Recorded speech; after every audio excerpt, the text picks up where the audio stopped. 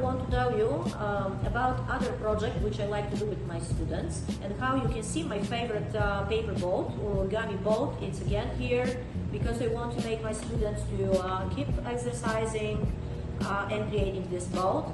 And in this project, beside the lake, we have so many opportunities. First, I like to make my students to think, create a story. And I'm starting like that. Who lives in the lake?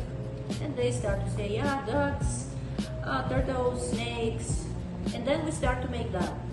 And I love to say that working with both hands is very important for young kids because this stimulates both hemispheres and accelerate the general child's development.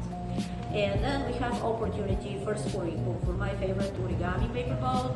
Then we have ducks made out of clay. We create grasses, lily pads where we use scissor and drawing. And how you know already, scissor is the other of my favorite project because one hand it's holding, the other one it's going again on the shape. And this gives my students additional layer of processing.